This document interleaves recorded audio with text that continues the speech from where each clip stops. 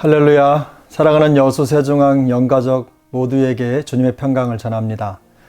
오늘은 날마다 솟는샘물 3월 4일 본문 요한복음 6장 22절에서 29절까지의 말씀을 함께 묵상해 보려고 합니다.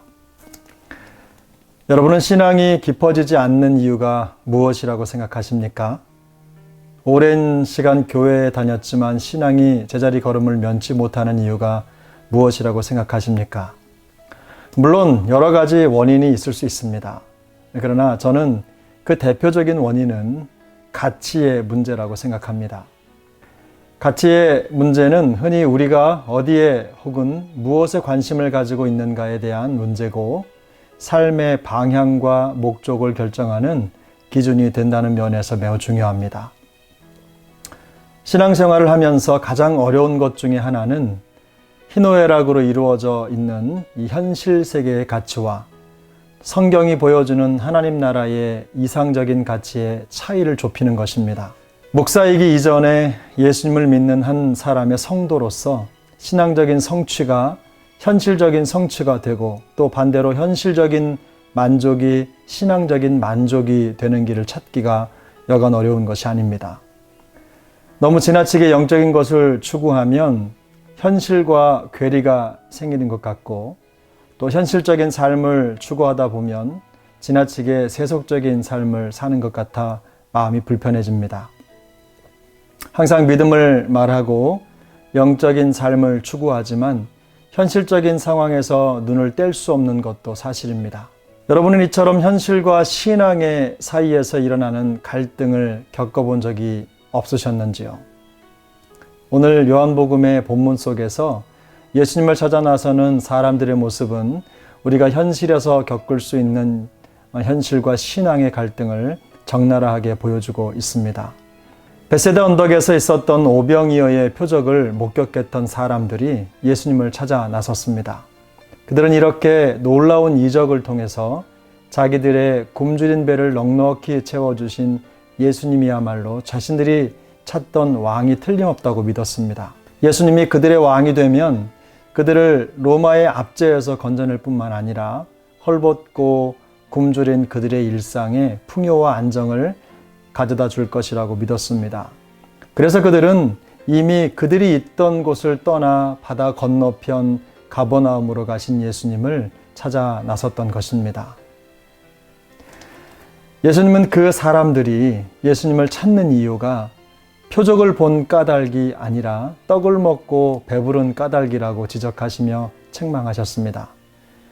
우리는 예수님의 말씀을 통해서 예수님께서 그들에게 표적을 보여주신 목적과 또 그들이 표적을 행하시는 예수님을 통해 이루고자 하는 목적이 완전히 다르다는 것을 금방 알 수 있습니다.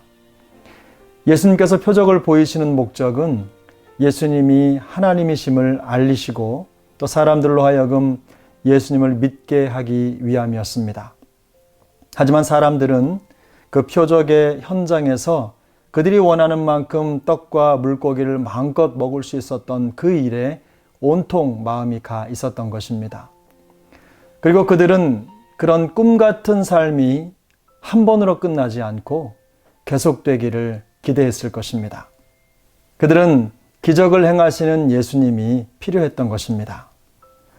예수님께서 행하시는 표적은 예수님을 보여주는 이정표와 같은 것입니다.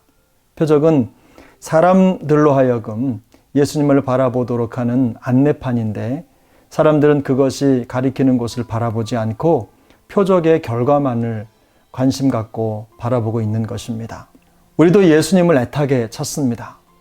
우리는 매일의 예배를 통해서 혹은 간절한 기도를 통해서 예수님을 간절하게 찾습니다. 그런데 우리가 그렇게도 예수님을 애절하게 찾는 그 궁극적인 이유와 목적은 무엇입니까? 혹시 오늘 본문 속에 예수님을 찾아 나섰던 무리들의 바램처럼 당장 해결해야 할 현실의 문제를 주님께 기적이나 혹은 다른 방법으로 말끔히 해결해 주시기를 바라는 그런 기대 때문은 아닐까요? 현실의 필요를 해결하는 것이 중요하지 않다는 것이 아닙니다. 문제는 예수님을 찾는 목적을 온통 우리의 필요를 해결하는 것에 두는 것이 갖는 위험성을 지적하는 것입니다. 현실적인 필요에 집중한 나머지 영의 일을 생각하지 못하고 오직 문제를 해결하기 위해서 예수님을 찾는 자기중심적인 신앙은 얼마 가지 않아 그 밑바닥을 드러낼 수밖에 없습니다.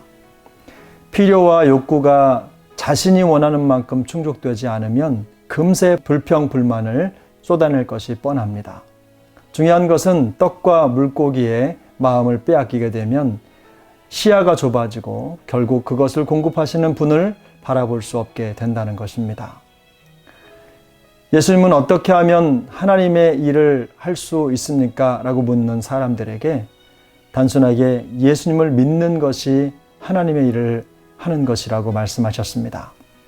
다시 말해서 사람들은 예수님께 어떻게 하면 떡과 물고기를 계속해서 받아 먹을 수 있습니까? 라고 물은 것입니다. 그리고 그들의 질문에 예수님은 나를 믿기만 하라고 대답하십니다. 떡만 바라보는 우리의 시선을 떡을 공급하시는 예수님께 두도록 교정해 주시는 것입니다. 진정한 만족은 떡과 물고기가 아니라 영생의 양식이 되시는 주님을 믿을 때 얻게 된다는 것입니다. 또한 우리가 믿는 주님은 우리의 모든 현실의 결핍을 해결하실 수 있는 하나님이시며 우리는 그 하나님이 우리에게 하신 하나님의 일을 증언하기만 하면 된다는 것입니다.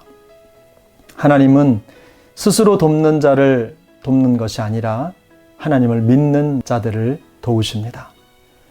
오늘도 우리를 향한 하나님의 일은 계속될 것입니다.